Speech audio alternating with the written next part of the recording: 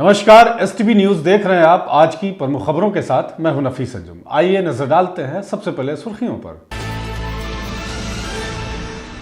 पूर्वी चंपारण स्थित कल्याणपुर विधायक ने आधा दर्जन सड़कों का किया शिलान्यास। लगभग 6 करोड़ की लागत से आधा दर्जन सड़कों का होगा कायाकल्प। पूर्व राजद नेत्री की छठी पुण्यतिथि पर विज्ञान वीरों और विशिष्ट व्यक्तियों को किया गया सम्मानित। मौके पर मौजूद रहे कई गणमान्य लोग। मझौलिया के नानोसती में 108 कुंडीय गायत्री महायज्ञ के लिए निकली भव्य कलश यात्रा। भारतीय संस्कृति के जय घोष से गूंजा आसपास का वातावरण।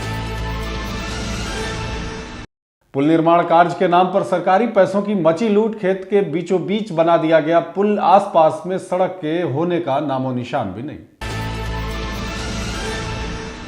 प्रोफेसर डॉक्टर अनुकूल सरकार बने निखिल भारत बंगाली समन्वय समिति के प्रदेश अध्यक्ष। मौके पर लिए गए कई अहम फैसले। मझौलिया प्रखंड अंतर्गत 21वें कचरा संग्रह घर का किया गया उद्घाटन। मौके पर बीडीओ ने कहा कि स्वच्छता बीमारियों से बचाव करने में होता है सहायक।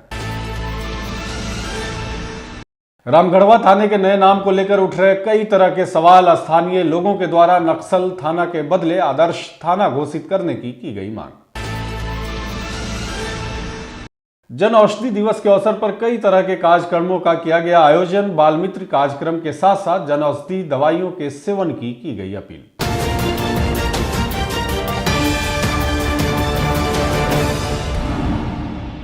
पूर्वी चंपारण जिले के कल्याणपुर विधानसभा क्षेत्र में वर्षों से जर्जर सड़कों के निर्माण की राह देख रहे लोगों के लिए अब खुशी की खबर निकलकर सामने आ रही है। कल्याणपुर विधायक मनोज यादव द्वारा वर्षों से जर्जर पड़ी आधा दर्जन सड़कों का आज शिलान्यास किया गया है, जिसकी कुल लंबाई 6 किलोमीटर है और सड़कों का निर्माण लगभग 6 करोड़ रुपए की लागत से पूरा किया जाना है। बता दें कि इस योजना के तहत ननकार से हरिजन टोली गोसाईवाड़ी तक, आंध्रा टोला स्कूल से आंध्रा टोला तक, चितरिया से मुसहर टोला, जगिहा कोठी टोला रोड से पासवान रोली तक, पोखरा पंचायत के एनएच दीपऊ रोड से दक्षिणी टोला तक और बथना पंचायत के एनएच मदर डेयरी से कानू टोला तक सड़कों का निर्माण कार्य कराया जाना है। शिलान्यास के दौरान विधायक मनोज यादव ने बताया कि जनहित एवं विकास हित में सड़कों का निर्माण अत्यंत ही जरूरी था। सड़क खराब होने के चलते लोगों को आवागमन में काफी कठिनाइयों का सामना करना पड़ता था। ग्रामीणों द्वारा हमेशा सड़क निर्माण की मांग की जा रही थी। सड़कों के निर्माण से न केवल आवागमन में सहूलियत होती है बल्कि क्षेत्र के विकास का मार्ग भी प्रशस्त होता है। ताबड़तोड़ तो लोग इतना ताबड़तोड़ वोट दिया है और ताबड़तोड़ लोग इस सर्वे में बिहार का लोग इतना हम लोग के नेता को मान सम्मान तेजस्वी जी का लोग बढ़ा रहा है। उन्हीं के समय में रोड सब स्वीकृत हुआ था, जिसका अभी हम लोग शिलान्यास कर रहे हैं। ऐसा दर्जनों दर्जन रोड, दर्जनों दर्जन high school, middle school, primary school, उप स्वास्थ्य केंद्र, सामुदायिक स्वास्थ्य केंद्र 9 करोड़ के लागत से यहाँ बन रहा है। तलवा में हर जगह जितना लोग हम लोग को मान सम्मान लोग दिया है, वोट दे के विधायक बनाया है, हम लोग के अभी जो जिम्मेवारी है उसका निर्वाह कर रहे हैं। भी आवश्यक रोड था, 6 जगह आज रोड का हो रहा है चलना। सभी जगह आप गए थे, जो आवश्यक रोड है, जो गरीब गुरबा लोग हैं जिनके आज तक कभी रोड नहीं बना था, वैसा जगह रोड स्वीकृत होकर बन रहा है। हमको भी इससे बहुत खुशी हो रहा है। सुगौली के स्थानीय निजी सभागार में स्वर्गीय नसीमा खातून की छठी पुण्यतिथि पर एक भव्य स्मृति सभा का आयोजन किया गया है। इस अवसर पर विभिन्न क्षेत्रों में उल्लेखनीय योगदान देने वाले विज्ञान वीरों को प्रशस्ति पत्र से सम्मानित किया गया। साथ ही समाज के विभिन्न क्षेत्रों में असाधारण कार्य करने वाले प्रतिभाशाली एवं व्यक्तित्व के धनी व्यक्तियों को भी प्रशस्ति पत्र एवं शॉल प्रदान कर सम्मानित किया गया। वही कार्यक्रम की अध्यक्षता शशि कला ने की, जबकि मंच संचालन का दायित्व विज्ञान म्योजयते के राष्ट्रीय संपादक वासुदेव कुमार शर्मा ने निभाया। इस अवसर पर विभिन्न गणमान्य व्यक्तियों ने स्वर्गीय नसीमा खातून के योगदानों और उनकी कार्यशैली पर अपने अपने विचार रखे और उन्हें याद किया। वहीं कार्यक्रम में उपस्थित वरिष्ठ समाजसेवियों, राजनीतिक नेताओं और बुद्धिजीवी एवं वैज्ञानिकों ने स्वर्गीय नसीमा खातून के समाज में दिए गए योगदान को स्मरण करते हुए कहा कि वे न केवल राजनीति में एक सशक्त महिला नेतृत्व थीं, बल्कि उन्होंने शिक्षा, महिला सशक्तिकरण और सामाजिक न्याय के लिए भी उल्लेखनीय कार्य किया था। उनके आदर्शों और कार्यों को आगे बढ़ाने की प्रतिबद्धता सभी ने जताई है। कार्यक्रम में आए सभी आगंतुकों का स्वागत युवा राजद के जिलाध्यक्ष मोहम्मद असलम ने किया। अंत में नसीमा खातून मेमोरियल ट्रस्ट के अध्यक्ष शेख मोहम्मद हाशिम ने सभी अतिथियों, गणमान्य व्यक्तियों और विज्ञान वीरों को धन्यवाद ज्ञापित किया है। गायत्री शक्तिपीठ नानोसती में 108 कुंडीय शक्ति संवर्धन गायत्री महायज्ञ को लेकर 151 कुमारी कन्याओं द्वारा पंचायत भ्रमण करते हुए बिनवलिया मठ स्थित कोढ़ा नदी से जल भरकर यज्ञ स्थल पर लाया गया, जिसके बाद वैदिक मंत्रोच्चारण कर गायत्री महायज्ञ का शुभारंभ किया गया। उपरोक्त बातों की जानकारी अध्यक्ष प्रोफेसर राजेश्वर प्रसाद यादव ने दी है। उन्होंने बताया कि जल यात्रा में हाथी, घोड़ा, ऊंट और गाजे बाजे के साथ मां गायत्री की जयकारा लगाते हुए पंचायत भ्रमण करते हुए बिनवलिया स्थित कोढ़ा नदी से जल भरकर योग स्थल पर लाया गया। मुखियापति अरुण यादव, देवेंद्र नाथ प्रसाद, सतीश प्रसाद, चंद्रिका शाह ने बताया कि महायज्ञ का मुख्य उद्देश्य मनुष्य में देवत्व का उदय, धरती पर स्वर्ग का अवतरण, साधना, स्वाध्याय, संयम से ही बौद्धिक ज्ञान की प्राप्ति होती है। वहीं जल यात्रा के पूर्व राष्ट्रीय ध्वज लहराकर राष्ट्रगान गाया गया। हरिद्वार शांति कूच से भी प्रतिनिधि गायत्री यज्ञ में पधारे, जिससे उपस्थित मनुष्य को देवत्व का ज्ञान प्रदान करेंगे। शांति कूच हरिद्वार के विशिष्ट प्रतिनिधियों द्वारा संगीत एवं प्रवचन का भी कार्यक्रम का आयोजन किया जाएगा। इस यज्ञ में डॉक्टर चिन्मय पांड्या देव संस्कृत विश्वविद्यालय से पधार रहे हैं। इस मौके पर जिला युवा मंडल प्रमुख विनीत कुमार, परमानंद यादव, सतीश प्रसाद सहित अखिल विश्व भारती परिवार के सभी सदस्य उपस्थित थे। यह 108 कुंडीय शक्ति संवर्धन गायत्री महायज्ञ पूज्य गुरुदेव पंडित श्री राम शर्मा आचार्य जी, माता भगवती देवी शर्मा शांति कुंज हरिद्वार के संरक्षण में हो रहा है, जिन्होंने 24 वर्षों तक केवल जौ की रोटी और गाय का दूध या छाछ लेकर के गायत्री की कठिन साधना की। उस साधना से जो उनको शक्ति मिली उसको लिखते चले गए और उसके बाद से उन्होंने एक संगठन तैयार किया, जिसमें जो लोग अपना थोड़ा समय दे सकते हैं और कमाई का थोड़ा अंश दे सकते हैं, इस सत्कार्य में ऐसे लोगों का एक संगठन तैयार किया, जिसका नाम उन्होंने गायत्री परिवार युग निर्माण योजना मिशन रखा। इस मिशन का यही उद्देश्य है मनुष्य में देवत्व का उदय और धरती पर स्वर्ग का अवतरण। देवत्व का उदय कैसे होगा? जब वो अपने अंदर की बुराइयों को परित्याग करेगा और अच्छाइयों को अपनाएगा। 108 कुंडीय गायत्री संवर्धन यज्ञ जो है, उसी के उपलक्ष्य में 1100 कुंवारी कन्याओं के साथ में यह कलश यात्रा निकला हुआ है और यह जो है पूरे ग्राम रामनगर बनकट भ्रमण होते हुए और बिनवलिया मोड़ पर जाएगा। वहाँ कलश में जल भराएगा।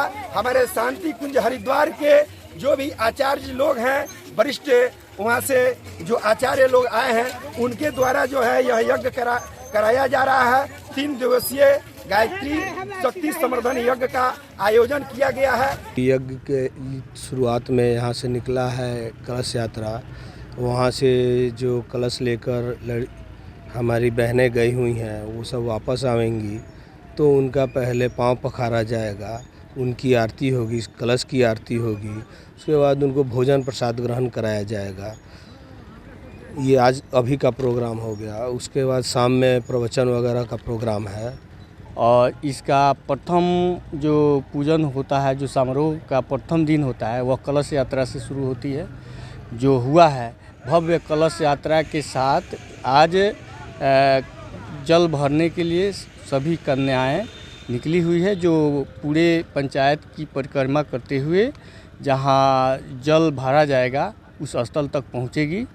और आगे जो यह 4 दिन का कार्यक्रम है, शक्ति संवर्धन गायत्री महायज्ञ इसका नाम है, उसी स्वरूप में किया जाएगा। लोगों में शक्ति का संवर्धन हो, यज्ञ के माध्यम से, यज्ञीय कर्मकांड के माध्यम से लोक शिक्षण दिया जाएगा।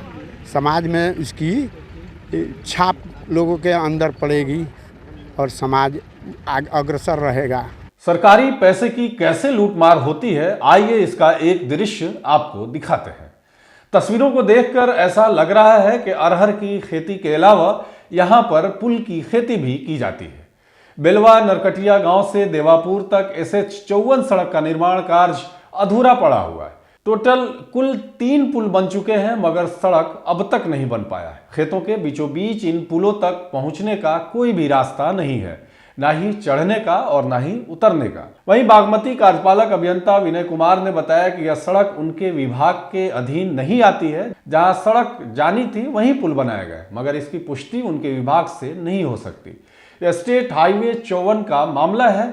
इसके बाद ग्रामीण सवाल उठा रहे हैं कि यह कैसा पुल है जहां सड़क बना ही नहीं है और पुल का निर्माण हो गया। सरकार के पैसों का दुरुपयोग का जीता जागता यह नमूना आप देखें और समझें कि कैसे करोड़ों रुपए का पुल बनाकर ऐसे ही खेतों के बीचों बीच छोड़ दिया गया है।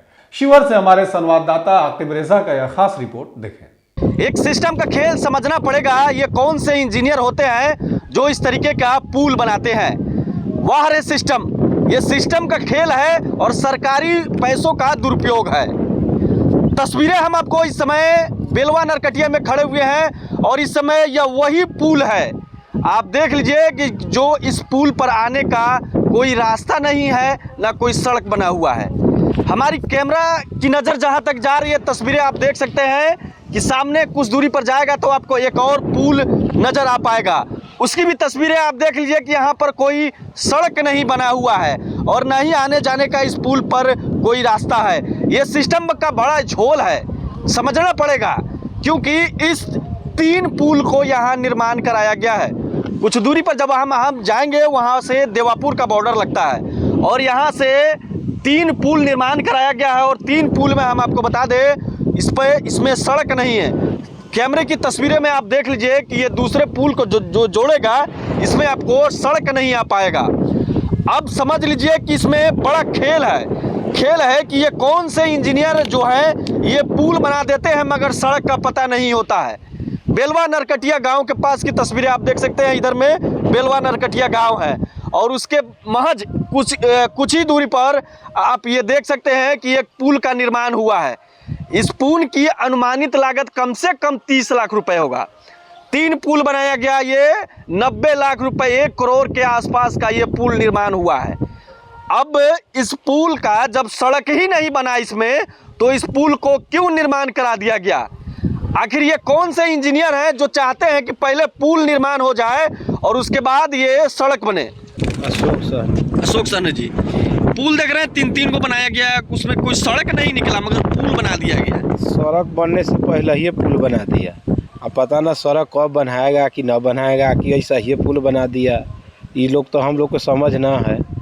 जब पुल बना था यहाँ तो उस समय आप लोग जब बना था तो आप लोग देखे होइएगा, तो उस समय इंजीनियर से नहीं पूछे थे कि सड़क नहीं बना नहीं, आप लोग बना रहे हैं पुल? पहले पुल बन जाएगा, अगले में माटी के काम चालू हो जाएगा, वो भी बना जाएगा।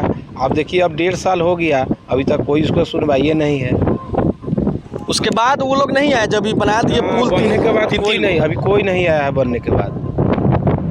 यहाँ इधर से कोई सड़क का काम हुआ है शुरू? ना, कोनो शुरू नहीं हुआ है। क्या नाम हुआ? उमेश सानी जी, बताइए, ये पुल बना दिया खेत में, कोई रास्ता उस्ता नहीं है तो बनवाइएगा जब ही तो बनेगा। तो जिस समय बना था उस समय आप लोग इंजीनियर से नहीं पूछे कि काहे पुल बना रहे हैं? सवाल जवाब करिएगा, वो जेल में डाल देगा। जेल में डाल देगा? वो नहीं डालता है।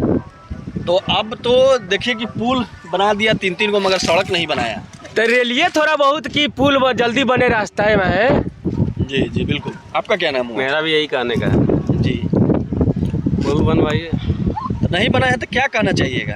अपने पहुँचाइएगा तभी तो देगा ना।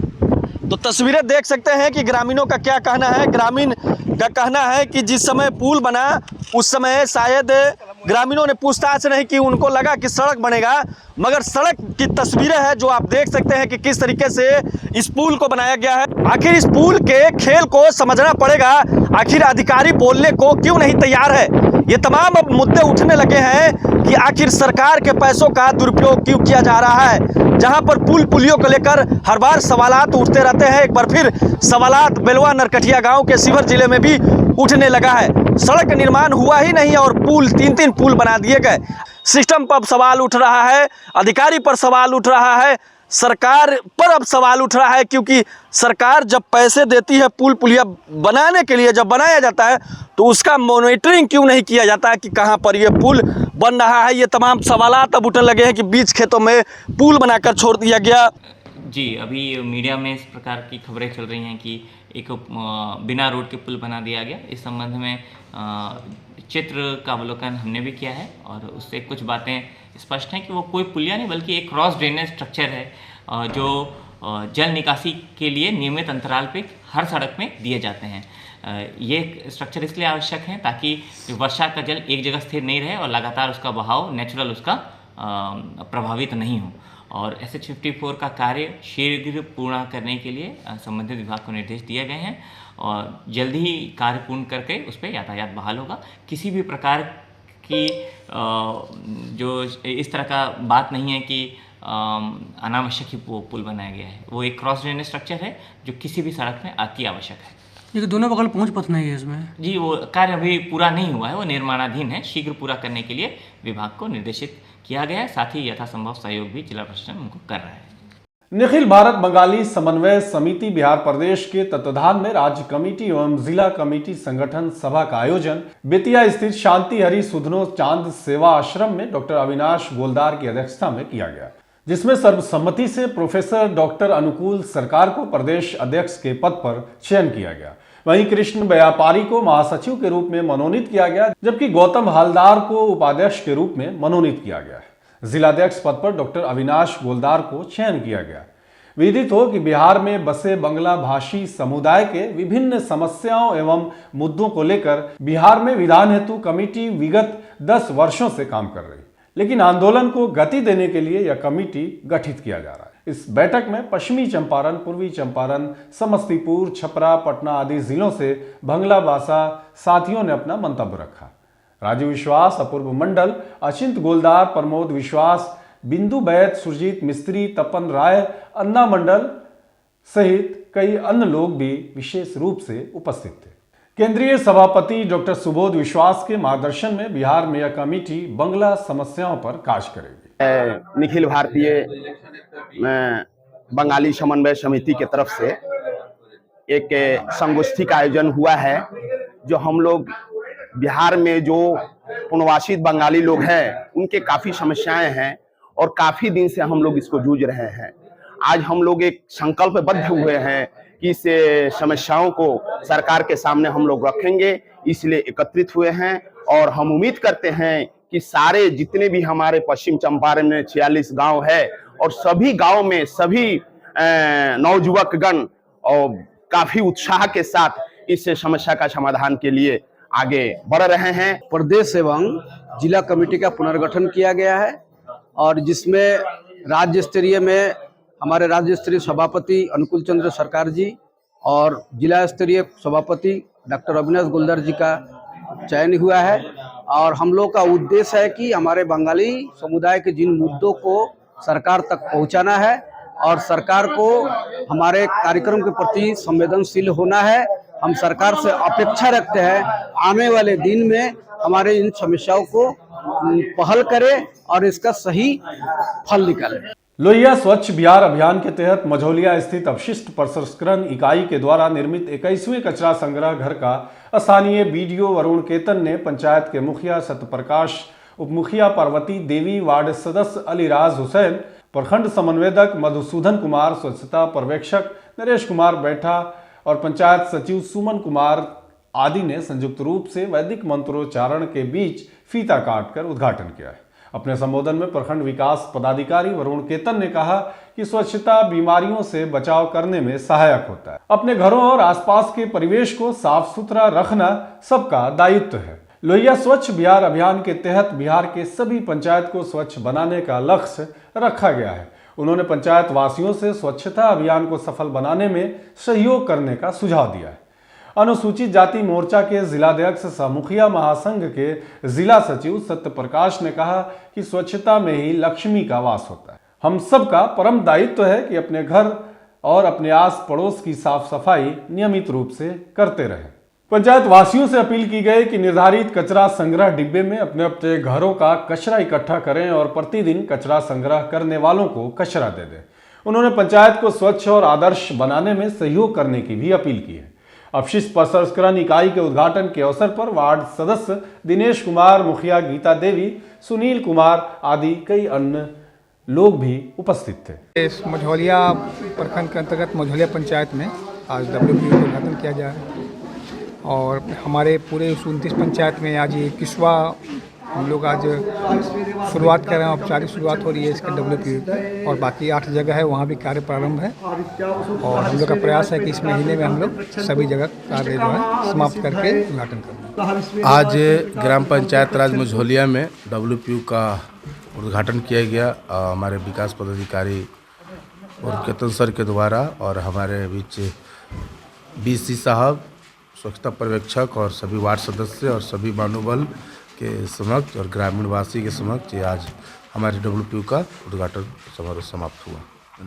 लोगों से क्या अपील करेंगे? बस लोगों से हमारा यही अपील है कि आपके पंचायत के अंदर कचरा भवन का जो निर्माण हुआ है, जो बना है, और अपने जो हर एक वार्ड में मानवबल का चयनित किया गया है, वो उन्हें अपना घर का गीला कचरा, सूखा कचरा दे और ताकि हमारे WPU तक पहुँचे और उससे खाद बने और हमारे खाद का जो किसानों का मदद मिले। दशकों से जर्जर भवन का दुख झेल रहे रामगढ़वा थाना को आधुनिक सुविधाओं से युक्त नया भवन तो मिल गया, लेकिन नए भवन पर लिखे गए नाम से रामगढ़वा के लोग आश्चर्यचकित हो गए। उनके अंदर भय का माहौल बन गया है। दरअसल 1972 में आदापुर थाने से अलग होकर रामगढ़वा थाना अस्तित्व में आया था। थाने का अपना भवन नहीं होने के कारण NH 28A के बगल में ही जर्जर भवन में थाने का काम चल रहा था। काफी प्रयास के बाद रामगढ़वा के पुराने अंचल कार्यालय के पास रामगढ़वा थाने के भवन का शिलान्यास बिहार के मुख्यमंत्री नीतीश कुमार के करकमलों के द्वारा किया गया। अब थाने का नया भवन बनकर तैयार तो हो गया है, लेकिन उस पर नक्सल थाना रामगढ़वा लिख दिया गया है, जबकि 1972 से आज तक पूरा रामगढ़वा प्रखंड कभी भी नक्सल प्रभावित नहीं रहा है। विभाग के अनुसार बिहार पुलिस भवन निर्माण निगम 5 तरह के थाना भवन का निर्माण कार्य कराता है, जिसमें आदर्श थाना, नक्सल थाना, Z3, SC/ST एवं महिला थाना भवन शामिल है। सवाल यह है कि जब रामगढ़वा कभी नक्सल प्रभावी क्षेत्र रहा ही नहीं, तो आदर्श थाना भवन के बजाय नक्सल थाना भवन बनाना समझ से परे है। इस संबंध में लोजपा आर के महासचिव लोहा पांडे ने विभाग के ऊपर सवाल खड़ा किया है और सरकार से मांग की है कि नक्सल शब्द हटाकर रामगढ़वा को आदर्श थाना घोषित किया जाए। देखिए, जहां तक मुझे याद है 1972 में पहले रामगढ़वा जो है इसका थाना आदापुर में हुआ करता था। 1972 में ये वहां से अलग होकर रामगढ़वा पूर्ण रूप से यहाँ थाना स्थापित हुआ और तब से लेके अभी तक यहाँ कोई नक्सल की बात रही ही नहीं है। ये नक्सल प्रभावित क्षेत्र है ये नहीं है। इसके बावजूद भी जो नई थाना परिसर बनी है उसके मुख्य द्वार पर लिखा गया है नक्सली थाना। ये निश्चित तौर पर हम लोगों को माथा को शर्म से झुकाता है। मैं आपके चैनल के माध्यम से सरकार से और सरकार के आला अधिकारियों से ये मांग करता हूँ कि ये आदर्श थाना के रूप में इसको स्थापित कराएं, ताकि हम लोगों का माथा ऊंचा, गर्व से ऊंचा हो सके। 7वें जन औषधि दिवस के मौके पर आज तीसरे दिन बच्चों के बीच बाल मित्र कार्यक्रम का आयोजन किया गया। मोतिहारी के चांदमारी स्थित मॉडर्न पब्लिक स्कूल में 250 बच्चों के साथ यह कार्यक्रम मनाया गया। वहीं इसका उद्घाटन स्कूल के प्राचार्य डॉक्टर दिव्या वर्मा, प्रबंधक नीता जायसवाल एवं डिप्टी डायरेक्टर पंकज कुमार ने किया है। वहीं कार्यक्रम की शुरुआत में शिक्षकों ने प्रधानमंत्री मोदी की तस्वीर के साथ केक काटकर जनौषधि के प्रति आभार जताया। वहीं state nodal officer Ashok Dwivedi ने बच्चों के बीच चॉकलेट और जूस का वितरण किया। मौके पर जनौषधि के बिहार नोडल पदाधिकारी अशोक द्विवेदी के नेतृत्व में हुए कार्यक्रम में केंद्र संचालिका आभा सिन्हा, ऐश्वर्य प्रिया, मुकेश सिन्हा, आलोक अस्थाना, प्रीतम कुमार सहित कई अन्य लोग भी मौजूद रहे। कौशिक फाउंडेशन और खेलो मोतिहारी के संयोजक दिव्यांशु भारद्वाज ने किया बहुखेल आयोजन। खिलाड़ियों में दिखा जबरदस्त उत्साह। मोतिहारी जिले में खेलों को बढ़ावा देने और युवाओं को खेलों के प्रति जागरूक करने के उद्देश्य से कौशिक फाउंडेशन और खेलो मोतिहारी के संयोजक दिव्यांशु भारद्वाज के नेतृत्व में एक भव्य खेल महाकुंभ का आयोजन किया गया। इस खेल आयोजन में जिले के विभिन्न खेल मैदानों पर क्रिकेट, कबड्डी, कुश्ती, बैडमिंटन और शतरंज जैसे कई खेलों की प्रतियोगिताएं कराई गई। बता दें कि इस आयोजन का विधिवत उद्घाटन 27 फरवरी को किया गया था, जिसके बाद विभिन्न खेलों की शुरुआत हो चुकी है। खेलों में भाग ले रहे प्रतिभागियों का उत्साह देखने लायक था। खेलो मोतिहारी के संयोजक और पटना विश्वविद्यालय के पूर्व छात्र संघ अध्यक्ष दिव्यांशु भारद्वाज ने विभिन्न खेल मैदानों का दौरा कर खिलाड़ियों का हौसला बढ़ाया। उन्होंने विजेताओं को मेडल पहनाकर और प्रमाण पत्र देकर सम्मानित किया। मीडिया से बातचीत में उन्होंने कहा कि आज के दौर में युवा सोशल मीडिया की ओर से अत्यधिक आकर्षित हो रहे हैं, जिससे उनके शारीरिक और मानसिक विकास पर असर पड़ रहा है। हमारा उद्देश्य खेलों के माध्यम से युवाओं को एक नई दिशा देना और उनके अंदर खेलों के प्रति रुचि को बढ़ाना है। खेलों से न सिर्फ फिटनेस में सुधार होता है, बल्कि टीम वर्क, अनुशासन और नेतृत्व क्षमता भी विकसित होती है। वहीं बैडमिंटन प्रतियोगिता के पुरुष युगल सेमीफाइनल और फाइनल मुकाबले आज खेले गए, जिसमें शानदार खेल का प्रदर्शन देखने को मिला। शिशिर राज और कुंदन कुमार सिंह ने ओझा पांडे और अर्णव कुमार सिंह को हराकर फाइनल में प्रवेश किया है। ऋषभ शेखर और आदित्य राज ने अरहान वक्कार और आदित्य राज को पराजित कर फाइनल में अपनी जगह बनाई है। आज के लिए बस इतना ही। तमाम तरह की खबरों और डिबेट्स के लिए जुड़े रहे टीवी न्यूज़ के साथ।